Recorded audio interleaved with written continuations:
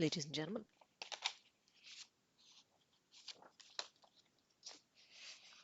good afternoon. We're bringing back Horror Tuesdays for a while anyway. And we're going to get started with The Running Man, the last, in fact, in the four novels, short novels by Stephen King, under the pseudonym of Bachman, wasn't it? Yeah, the Bachman books. Last in the publication, but I thought that we might start there, just for a change, and go backwards. And like I say, I don't know how the copyright's going to go down with this. It was written a long time ago. When was it? Long Walk Road Work. The Running Man was 1982, so a while back, but I think it's still under copyright. I'll see how it goes, but we'll try to get through it as much as we can, and we'll begin.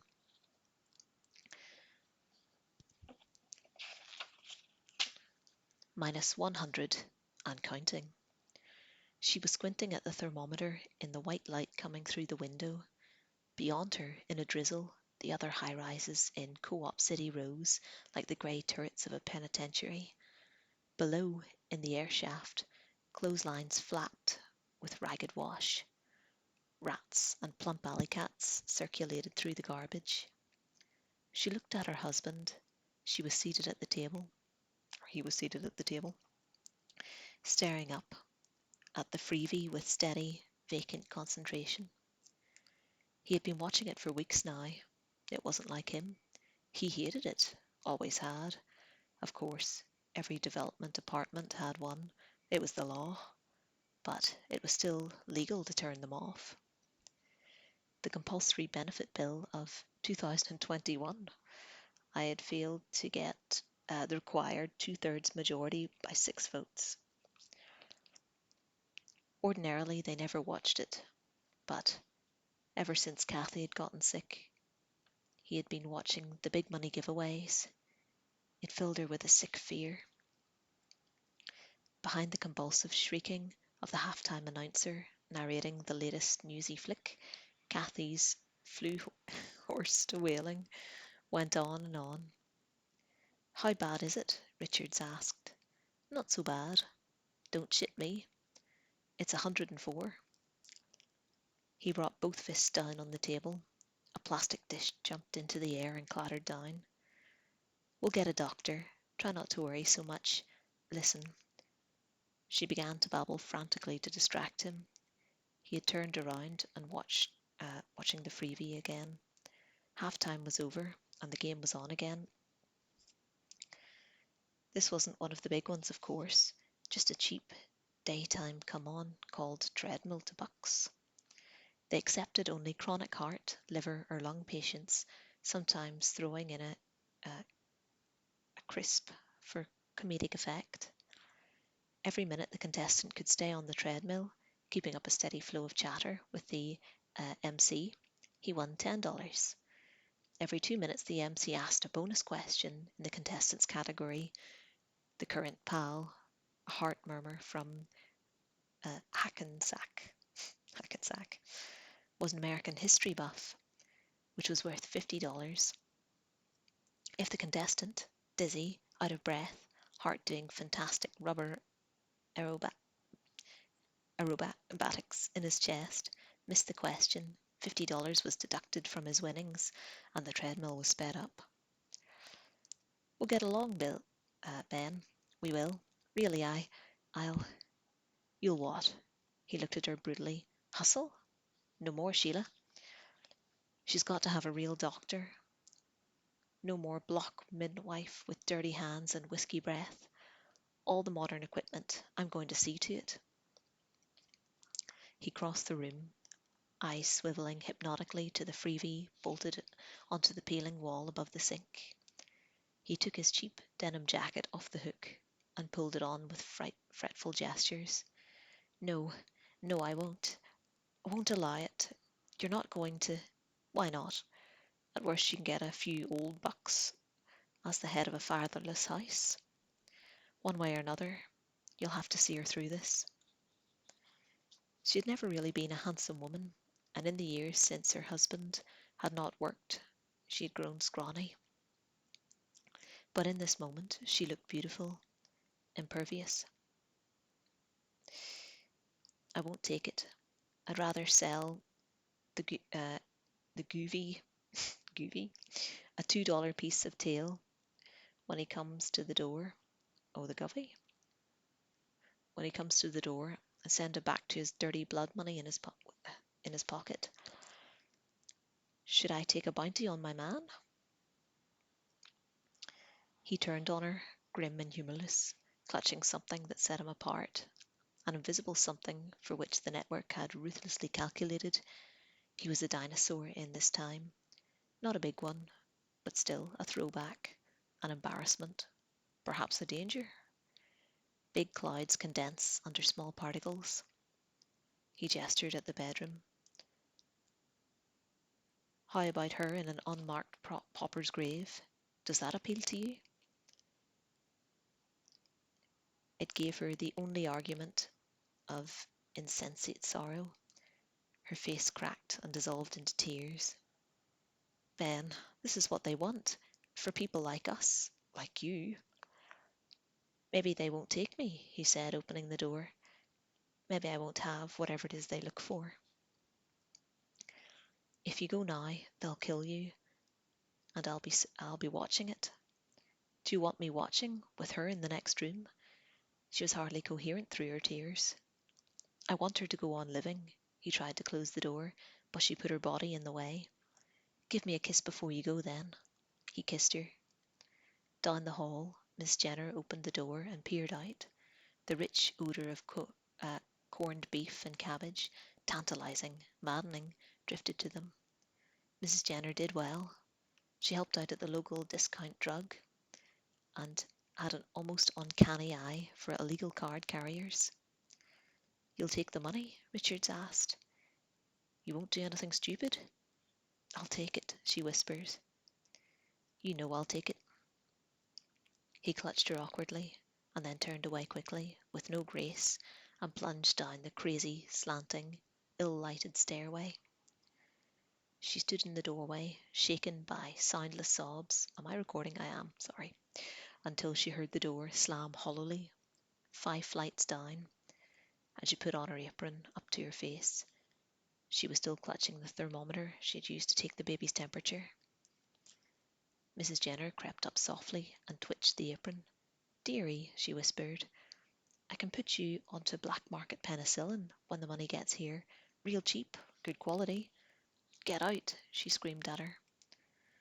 Mr. Jenner recoiled. Mr. Jenner recoiled.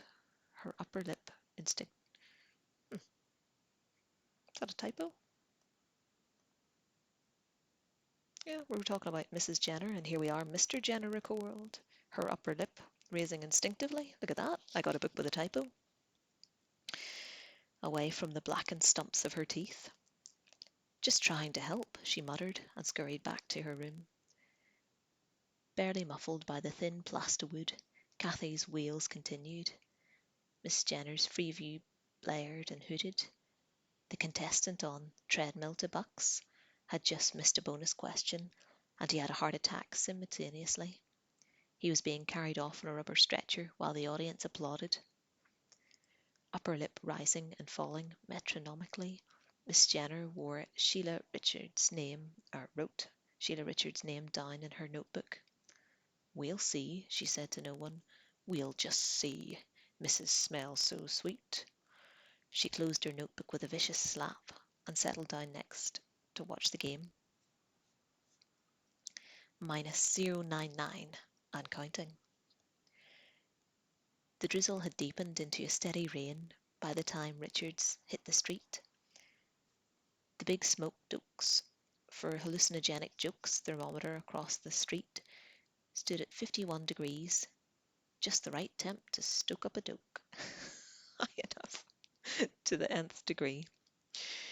He might make it 60 in their apartment. And Cathy had the flu. A rat trotted lousily across the cracked and blistered cement of the street. Across the way, The ancient and rustling skeleton of a 2013 Hummer stood on decaying axles. It had been completely stripped, even to the wheel bearings and motor mounts, but the cops didn't take it away. The cops rarely ventured south of the canal anymore.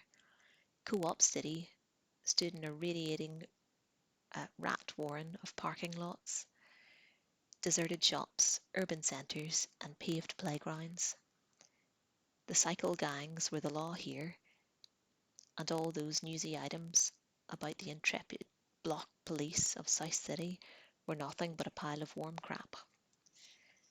The streets were ghostly, silent. If you went out, you could, or you took the pneumo bus, or you carried a gas cylinder. He walked fast, not looking around, not thinking. The air was sulphurous, and Richard ducked easily. 2 pneumo buses passed him, buffeting him with air, but he did not flag them. The week's $20 unemployment allotment, old bucks, had been spent. There was no money to buy a token. He supposed the roving packs could sense his poverty. He was not molested. High-rises, developments, chain-link fences, parking lots empty except for stripped derelicts. Obscenities scrawled on the pavement in soft chalk and now blurring in the rain.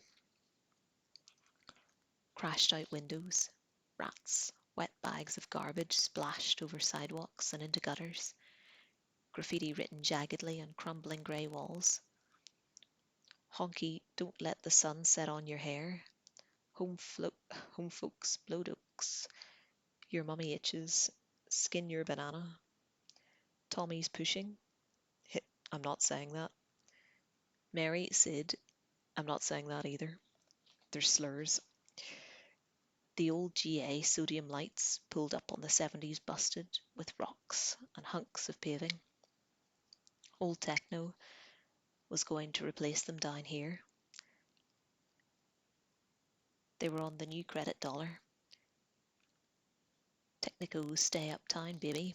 Downtown's cool. Everything's silent except for the rising then descending swoosh of the pneumo buses and the echoing clack of Richard's footfalls. This battlefield only lights up at night. In the day is a deserted grey silence which contains no movement but the cats and rats and fat white maggots trundling across the garbage. No smell but the decaying reek of this brave year 2025. Hey, that's next year. The freebie cables are safely buried under the street, and no one but an idiot or a revolutionary would want to vandalise them. Freebie is the stuff of dreams, the bread of life. Skag is 12 old bucks a bag. Frisco push goes for 20 a tab, but the freebie will freak you for nothing. Farther along, on the other side of the canal, the dream machine runs 24 hours a day, but it runs on new dollars, and only employed people have any. There are 4 million others, almost all of them unemployed, south of the canal in Co-op City.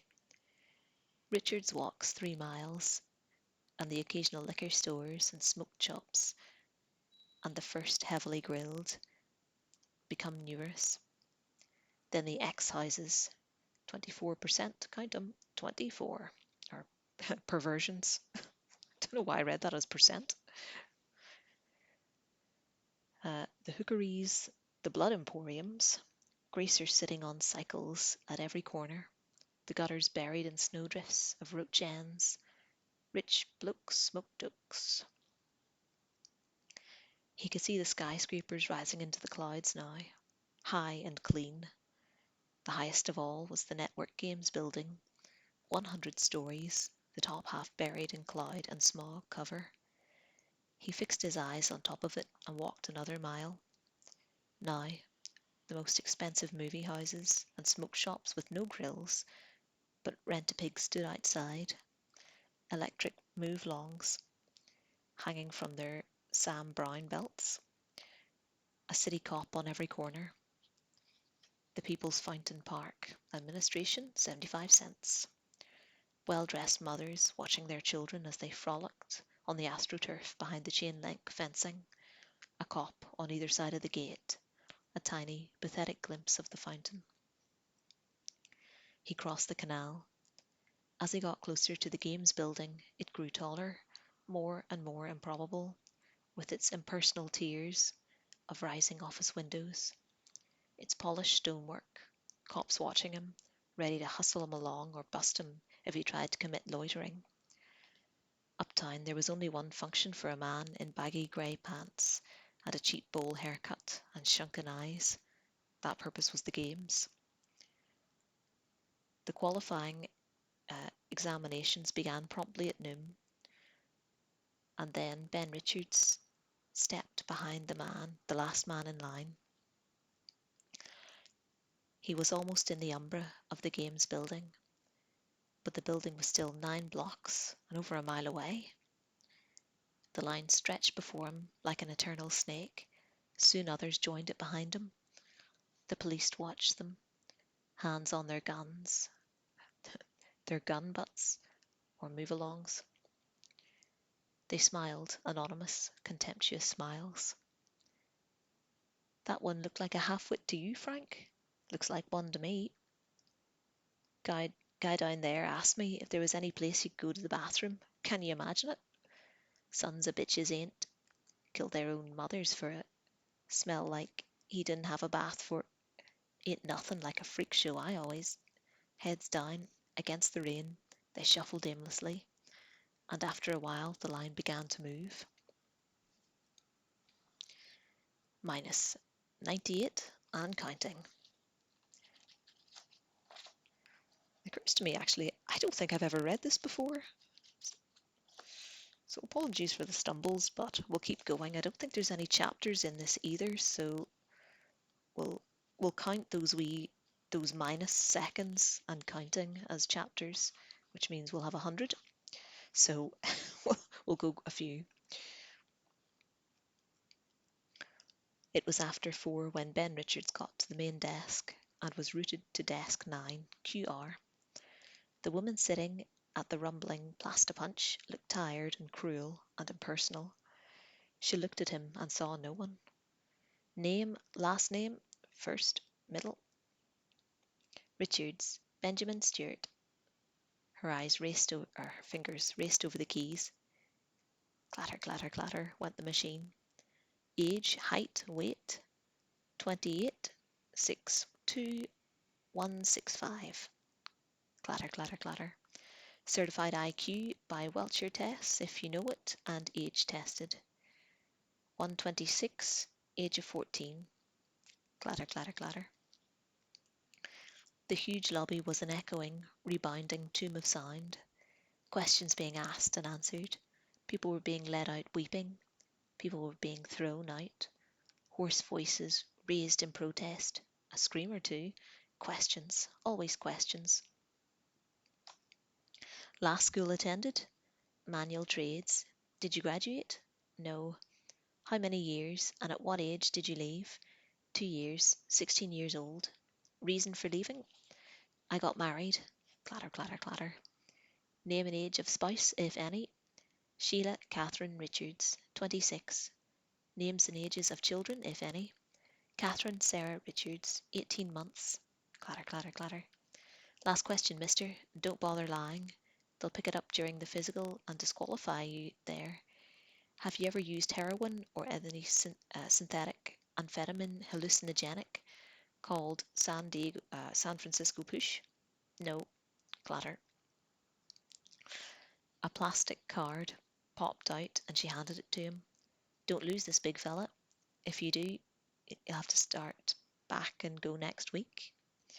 She was looking at him now, seeing his face, the angry eyes, lanky body. Not bad looking, at least some intelligence, good stats. She took his card back abruptly and punched off the upper right-hand corner, giving it an odd milled appearance. What was that for? Never mind, someone'll tell you later. Maybe. She pointed over his shoulder at the long hall, which led towards the bank of elevators. Dozens of fresh men from the desks were being stopped, showing their plastic IDs, and moved on. As Richards watched, a trembling, shallow-faced bush freak was stopped by a cop and shown the door. The freak began to cry, but he went. Tough old world, big fella, the woman behind the desk said without sympathy. Move along. Richard moved along. Behind him, the litany was already beginning again. Minus 97, and counting. A hard, calloused hand slapped his shoulder at the head of the hall beyond the desks. Card, buddy. Richards showed it. The cop relaxed, his face subtle and Chinese with disappointment. Subtle and Chinese with disappointment. That's what it says, ladies and gentlemen. You can blame King for this. Some of these, it's clearly very old language, isn't it? As I say, it was written, when did I say it was written? 1982. So a long time ago, and some of King's stuff's quite odd as well. It's just the phrases, and it's, if you're not an American particularly, I will struggle probably with some of the phrases in here, so apologies. No offense meant. I'll try to not say the obvious slurs, but well, we'll move on. You like turning them back, don't you? Richards asks. It really gives you a charge, doesn't it? You want to go downtown, maggot? Richards walked past him, and the cop made no move. He stopped halfway up the bank of elevators and looked back. Hey, cop. The cop looked at him truncatedly. That's not what the word is. Truculently. Got a family? Could be you next week. Move along, the cop shouted furiously. With a smile, Richards moved on. There was a line of perhaps 20 applicants waiting at the elevators. Richards showed one of the cops on duty his card, and the cop looked at him closely. You a hard ass, sonny? Hard enough, Richards said, and smiled. The cop gave him his card back. They'll kick it soft again. How smart do you talk with holes in your head, sonny? Just about as smart as you talk without that gun on your leg and your pants down round your ankles, Richard said, still smiling. Want to try it? For a moment he thought the cop was going to swing at him. They'll fix you, the cop said. You'll do some walking on your knees before you're done. The cop swaggered over to 3 new arrivals and demanded to see their cards. The man ahead of Richards turned around. He had a nervous, unhappy face and curly hair that came down in a widow's peak. Say, you don't want to antagonize them, fella. They've got a grapevine. Is that so? Richard said, looking at him mildly. The man turned away. Abruptly, the elevator doors snapped open. A black cop with a huge gut stood protecting the bank of fresh push buttons. Another cop sat in a small stool, reading a 3D pervert mag in a small bulletproof cubicle, the size of a telephone booth at the rear of a large car. A sawed-off shotgun rested between his knees. Shells were lined up within easy reach. Step to the rear, the fat cop with cried with bored importance. Step to the rear, step to the rear. They crowded into a depth where deep breath was impossible. Sad flesh walled Richards on every side. They went up to the second floor. The doors snapped open. Richards, who stood a head taller than anyone else in the car, saw a huge waiting room with many chairs dominated by a huge freebie. A cigarette dispenser stood out in one corner. Step out, show ID cards to your left. They stepped out, showing their ID cards to the impersonal lens of the camera. 3 cops stood close by. For some reason, a buzzer went off at the sight of a dozen cards, and the holders were jerked out of line and hustled away. Richard showed his card and was waved on. He went to the cigarette machine and got a package of balms and sat down as far from the freebie as possible. He lit up a smoke and exhaled, coughing. He hadn't had a cigarette in almost 6 months. Minus 96 and counting. They called the A's for the physical almost immediately, and about 2 dozen men got up and filed through the door beyond the freebie, large sign tacked over the door that read, "This way." There was an arrow beyond the legend, pointing at the door. The literacy of games applicants was notoriously low. They were taking a new letter every 15 minutes or so. Ben Richards had sat down at about 5, so he estimated it would be about a quarter of 9 before they got to him. He wished he had brought a book, but he supposed things were just as well as they were. Books were regarded with suspicion at best, especially when carried by someone from south of the canal. Pervert mags were safer. He watched the 6 o'clock newsy restlessly. The fighting in Ecuador was worse. New cannibal riots had broken out in India. The Detroit Tigers had taken the Harding Catamounts by a score of 6-2 in the afternoon game. And when the first of the evening's big money games came on at 6:30, he went restlessly to the window and looked out. Now his mind was made up. The games bored him again. Most of the others, however, were watching fun guns with dreadful fascination. Next week it might be them. Outside, daylight was bleeding slowly toward dusk. The L's were slamming at high speed through the power rigs above the second floor window, their powerful headlights searching the grey air. On the sidewalks below, crowds of men and women, most of them, of course, technicos or network bureaucrats, were beginning their evening prowl in search of entertainment. A certified pusher was hawking his wares on the corner of a street.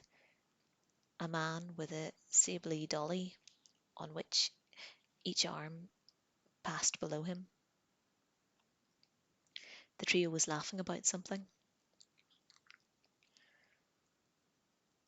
He had a sudden wave of homesickness for Sheila and Kathy and wished he could call them, but he didn't think it was allowed. He could still walk out, of course. Several men already had. They walked across the room, grinning obscurely at nothing, to use the door marked street. Back to the flat, with his daughter and her growing fever bright from the other room. No, couldn't. He stood at the window a while longer and then went back and sat down. The new game, Dig Your Grave, was beginning. The fellow sitting next to Richards twitched his arm anxiously. Is it true that they wash out over 30% just on the physicals? I don't know, Richards said. Goodness, the fellow said. I got bronchitis. Maybe treadmill debucks. Richards could think of nothing to say. The pal's respiration sounded like a faraway truck trying to climb a steep hill. I got a family, the man said with soft desperation. Richards looked at the freebie as if it interested him. The fellow was quiet for a long time. When the program had changed again at 7:30, Richards heard him ask the man on his other side about the physical. It was full dark outside now. Richards wondering if it was still raining. It seemed like a very long evening. Minus 95 and counting. When the hours went through the door under the red arrow to the examination room, it was just a few minutes after 9:30.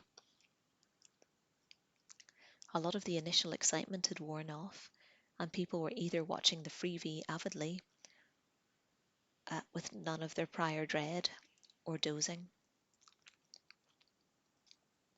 The man with the noisy chest had a name that began with L, and he had been called over an hour before. Richards wondered idly if he had been cut. The examination room was long and tiled, lit with fluorescent tubes. It looked like an assembly line with bored doctors standing at various stations along the way. Would any of you like to check my little girl? Richards thought bitterly. The applicants showed their cards to another camera embedded in the wall, and they were ordered to stop by a row of clothes hooks. A doctor in a long white lab coat walked over to them, clipboard tucked under one arm. Strip, he said. Hang your clothes on the hooks. Remember the number over your hook. And give the number to the orderly on the far end. Don't worry about your valuables. Nobody wants them here. Valuables. That was a hot one, Richards thought, unbuttoning his shirt. He had an empty wallet with a few pictures of Sheila and Kathy, a receipt for a shoe sole that he had replaced at the local cobbler's 6 months ago, a keyring with no keys on it except one, which was the door key, a baby sock that he did not remember putting in there, and the package of balms he had gotten from the medicine, or the machine. He was wearing tattered skivvies because Sheila was too stubborn to let him go without. But many of the men were buck under their pants. I thought, do you know what? It's such an odd way of speaking as well, and it's hard to, for your thoughts to flow neatly whenever you're reading this. So apologies, but we'll get there. As soon as they stood stripped and anonymous, penises dangling between their legs like forgotten war clubs, everyone held his card in one hand. Some shuffled their feet, uh, as if the floor were cold, although it was not. The faint, impersonally nostalgic odour of alcohol drifted through. Stay in line, the doctor with a clipboard was instructing. Always show your card. Follow instructions. The line moved forward. Richard saw there was a cop with each doctor along the way. He dropped his eyes and waited passively. Card? He gave his card over. The doctor noted the number and said, "Open your mouth."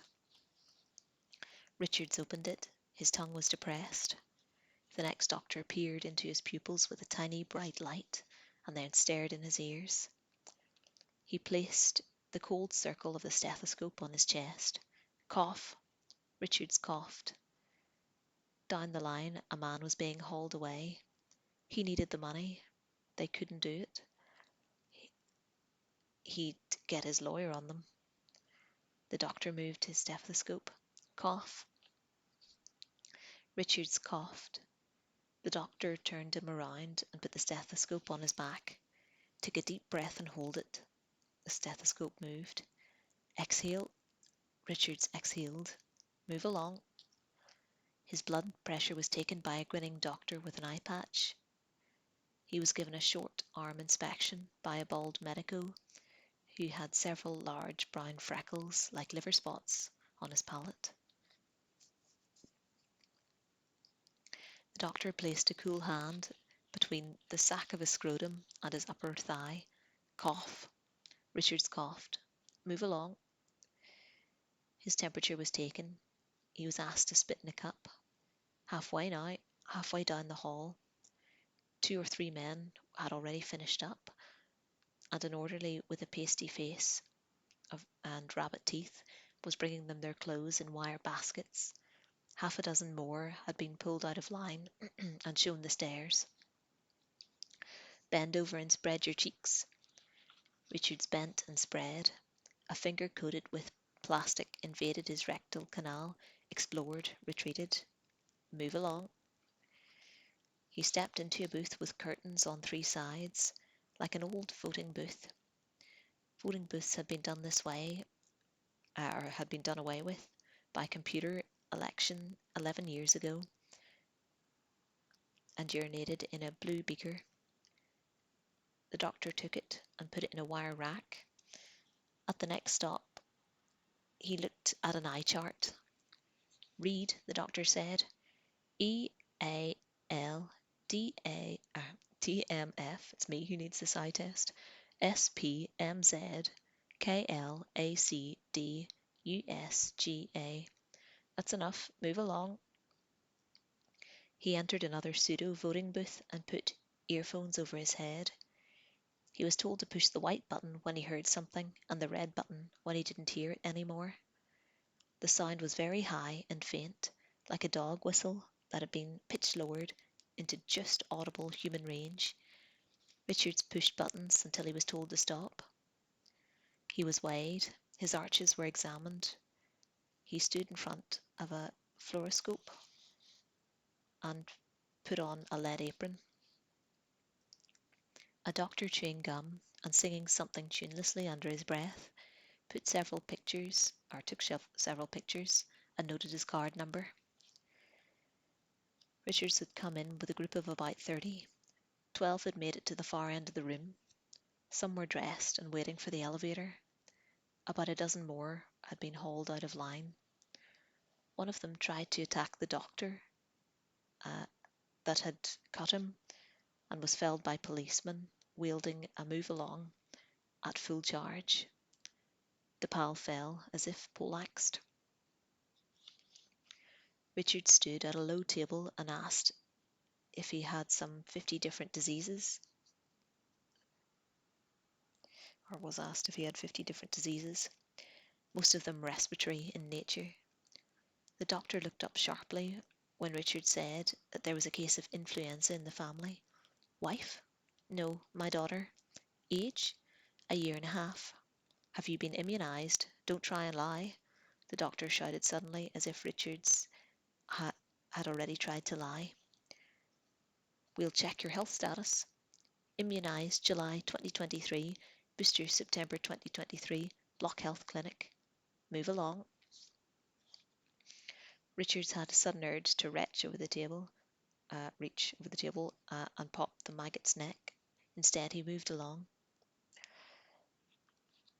At the last stop, a severe-looking woman doctor with close cropped hair and an electric juicer plugged in one ear asked him if he was a homosexual. No. Have you ever been arrested on a felony charge? No. Do you have any severe phobias? By that I mean, no. You better listen to the definition, she said with a faint touch of condescension. I mean, do you have any unusual and compulsive fears, such as acrophobia or claustrophobia? I don't.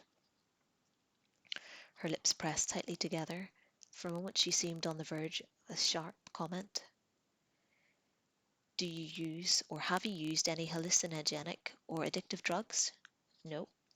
Do you have any relatives who have been arrested on charges for crimes against the government or against the network? No. Sign this loyalty oath and this Games Commission release fee form, Mr.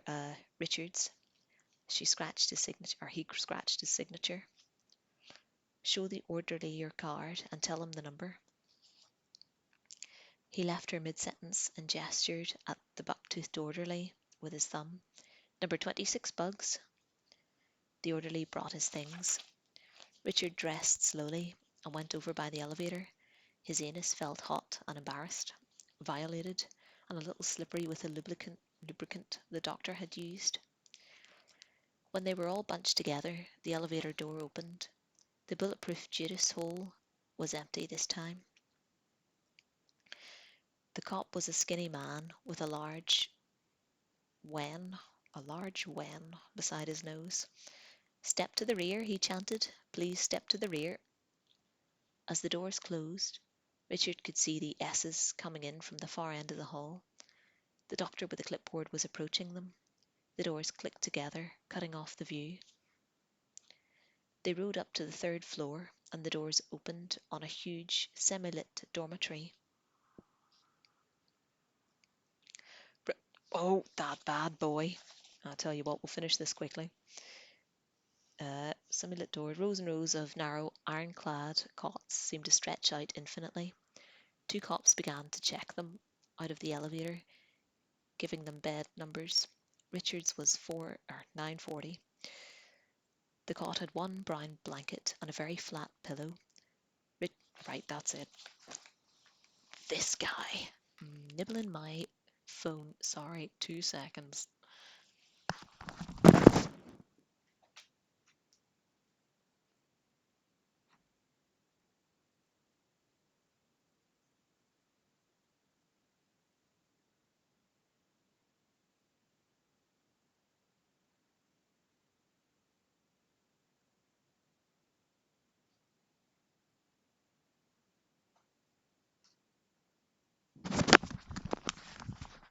The audacity, eh? There he is. The culprit. Oh, there wasn't very much left anyway. I'll finish off. It's the last sentence. Flat pillow. Richards lay down on the cot and let his shoes drop to the floor. His feet dangled over the end. There was nothing to be done about it. He crossed his arms under his head and stared at the ceiling. Tell you what, one might leave it there for today. Was that five of our week chapters, wasn't it? So, wasn't that good?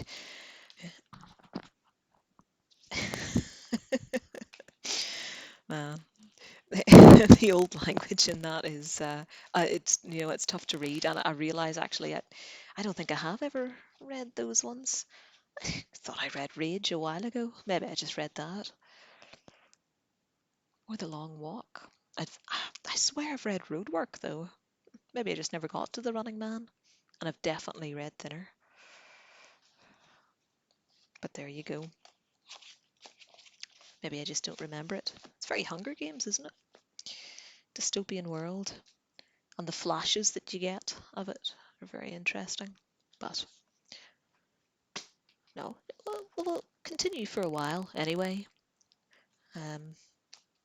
But yeah, it's a harder one to read. But thanks for listening, and I'll get this uploaded today for you, and see you soon.